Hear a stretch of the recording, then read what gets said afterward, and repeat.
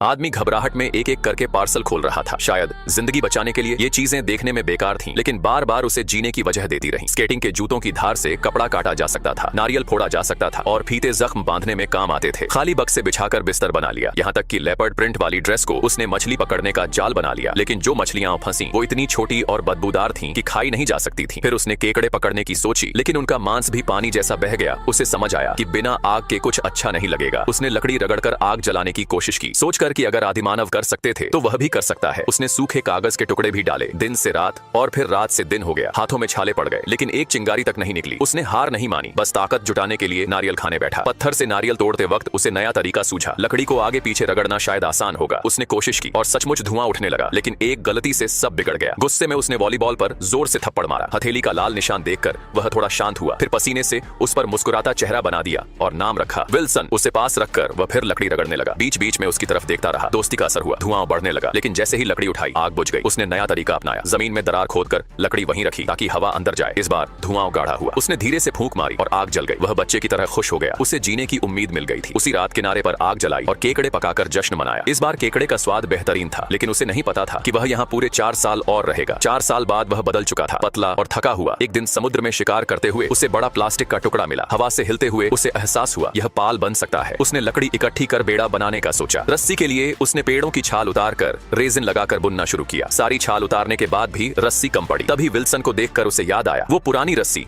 जो कभी खुदकुशी के लिए बनाई थी, अब उसकी जान बचा सकती है। बेड़ा तैयार हो गया। निकलने से पहले उसने अपनी प्रेमिका का दिया पॉकेट वॉच और वह सुनहरे पंख वाला पार्सल लिया। विल्सन को बांधा और पत्थर पर 1500 दिनों का हिसाब लिख दिया। रस्सी खोली और बेड़ा पानी में उतार दिया। समुद्र में जाते हुए उसने पीछे मुड़कर द्वीप देखा, जहाँ वह 4 साल रहा था। सफर आसान नहीं था। प्यास में बारिश का पानी, भूख में मछली। एक दिन तूफान आया और सुनहरे पंख वाला पार्सल बह गया। कुछ देर बाद विल्सन भी लहरों में डोलता दूर जाने लगा। उसने देखा और बिना सोचे समुद्र में कूद गया, लेकिन रस्सी की लंबाई खत्म हो गई। चाहकर भी उसे छोड़ना पड़ा। बेड़े पर लौटकर वह टूट चुका था। चप्पू फेंक दिया और बिना विल्सन के सो गया। उसे पता भी नहीं था कि एक जहाज पीछे से गुजर रहा है। सौभाग्य से पानी की हलचल ने उसे जगा दिया और जहाज के लोग पहले ही उसे देख चुके थे। वापस आकर उसने अपनी पुरानी प्रेमिका को देखा, लेकिन वह अब शादीशुदा थी। उसके पति वही थे जो कभी उसका दांत ठीक करने वाला डॉक्टर था। 4 साल पहले का पार्सल आखिरकार उसने पहुंचा दिया और उस पर अपना छोटा सा धन्यवाद लिख दिया।